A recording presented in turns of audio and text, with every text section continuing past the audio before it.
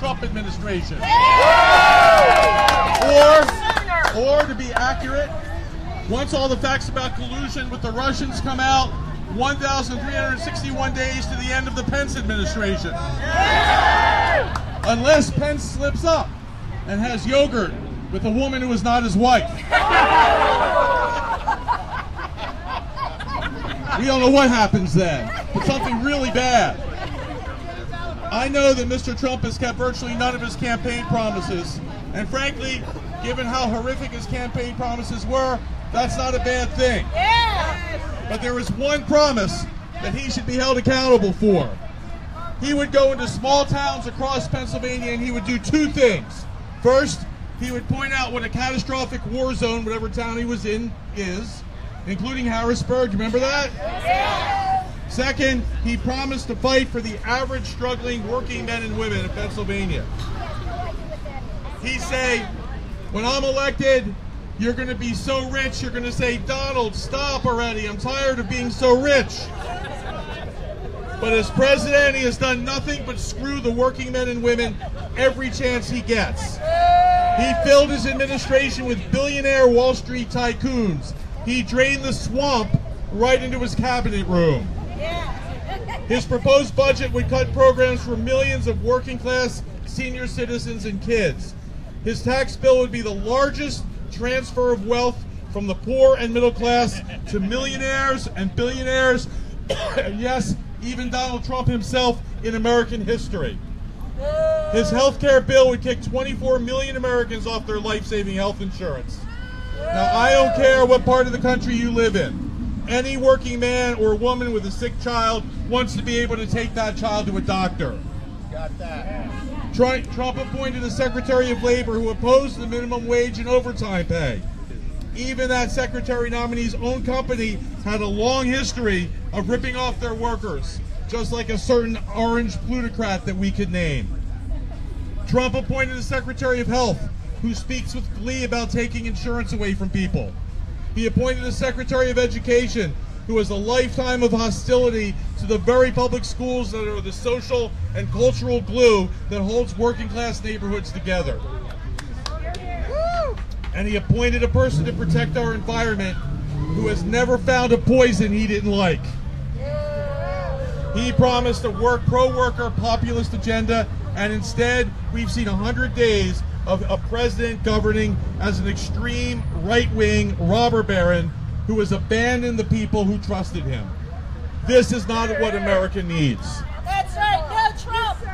America needs a president who views average Americans with compassion, not contempt.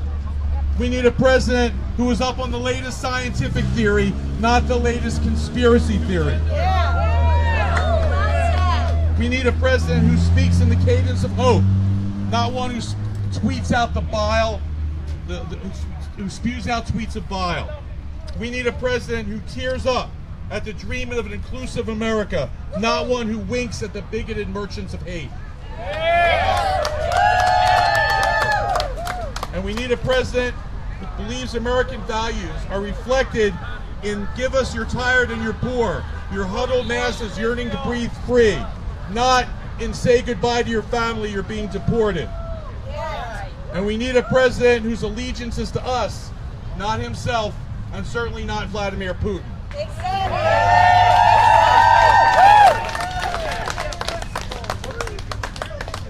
100 days. It's been tough. It's been a tough 100 days, and it's going to be tough. But America has faced awesome challenges before, and we've resisted them. And we will be resisting this challenge. Together, if we keep our eyes focused, our motivation high, and our efforts united, in the words of Shakespeare, this too shall pass. Long live the resistance.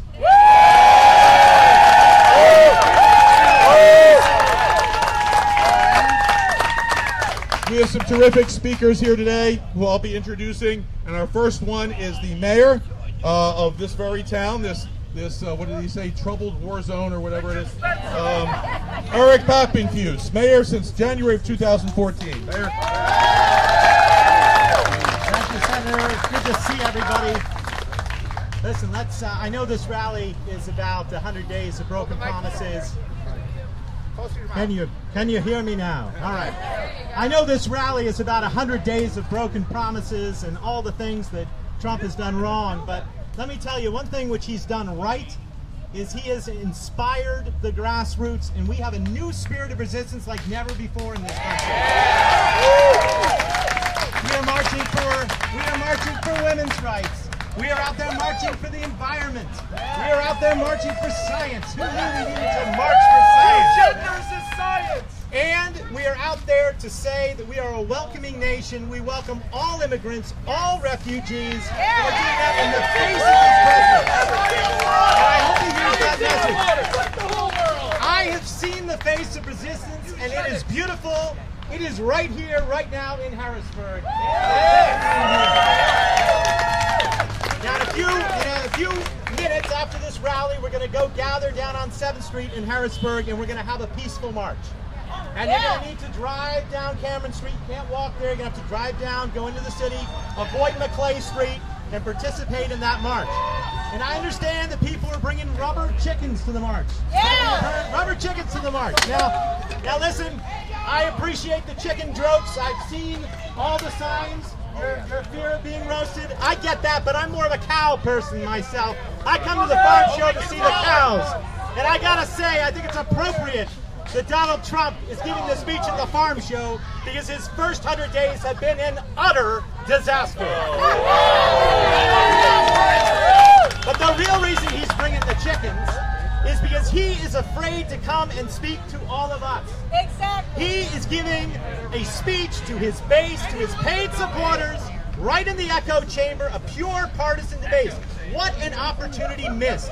What an opportunity to come and speak to all of us, to help build a more inclusive America. I wish he would have come and had a listening tour and come to learn rather than simply have his own views reinforced. And let's get right to it. Let me just say unequivocally, Harrisburg is most certainly not a war zone. In fact, as I like to say, it's a work zone. We are putting people back to work every day, and what we have done in this city just in the last 3 years is really a record of extraordinary accomplishment. Crime is down. We're in the midst of a job boom, housing boom. All of that is occurring despite President Trump. And it is his inability to recognize that, his desire to rather look down upon this city from 1,000 feet in the air and proclaim it a war zone, that shows the real disconnect that we have at the heart of our democracy. And that's why organizing and rallying and marching is so important. Now, there are many broken promises, and there are a lot of speakers. I have picked out only 3 that I want to emphasize here today. And I want to talk first and foremost about his promises to fix our broken infrastructure. All right, here's my best Trump. This is Donald Trump, February of this year. Infrastructure. We're going to start spending on infrastructure. Big. Like we have not a choice. It's like, oh gee, let's not hold off. Infrastructure.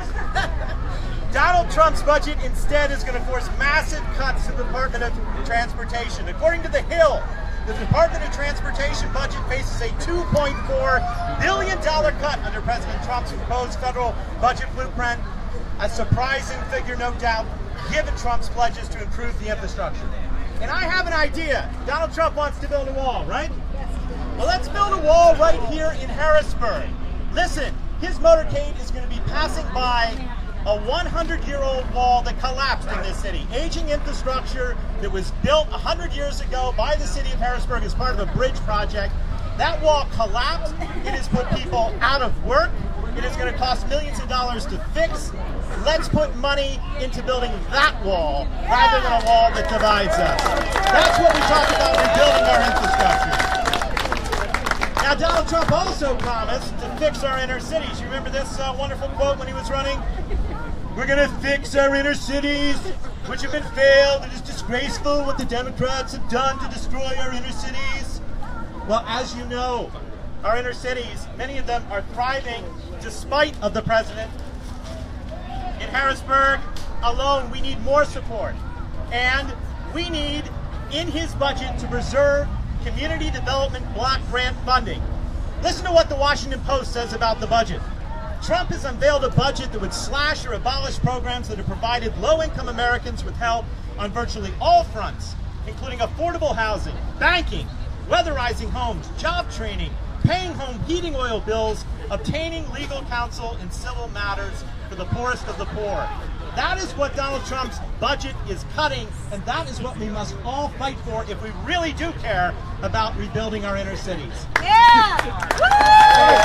Finally, I am very concerned about our environment. I am concerned about the broken promise, Donald Trump's broken promise that he said, I want to make sure that we have clean air, that we have clean water.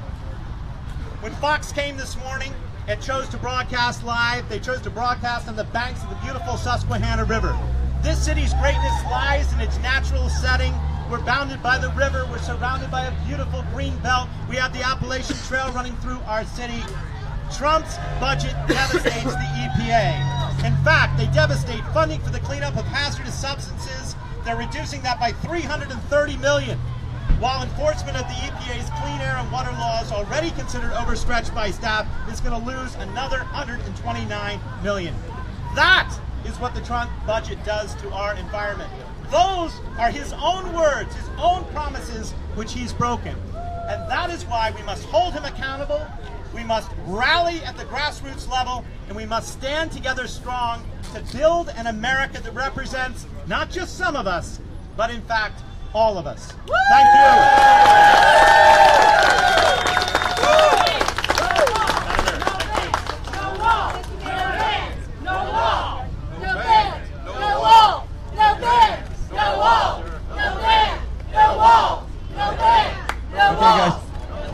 We're going to try to, because we have some people who want to make the march, we're going to try to limit it to 2 or 3 minutes a person.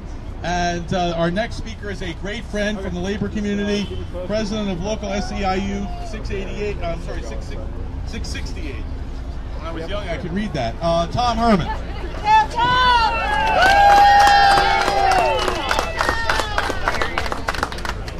Thank you, Dalen. On behalf of the 80,000 SEIU members in Pennsylvania, the 1 million working men and women affiliated with the Pennsylvania AFL-CIO, the over 2 million SEIU members in America, and the 13 million working women and men of organized labor in the United States, I bring you greetings.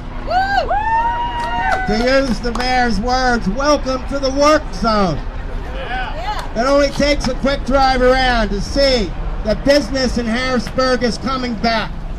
And for the president to declare us a war zone is certainly a misspoken statement.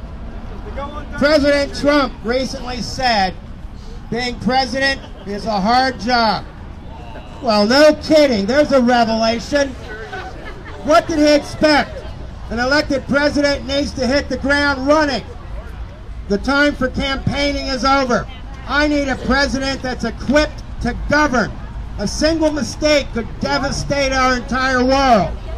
Being president is not a game, and it is not a learn-as-you-go job. Trump has now been president for 100 days. Americans are worse off, and his accomplishments are non-existent. During his first 100 days, Donald Trump has spent more time on the golf course than he spent protecting American workers. During his first 100 days in office, Trump has broken his campaign pledges. Instead, he's pushed an agenda that would devastate the middle class and working families in our state. Here's how his proposals would impact Pennsylvania.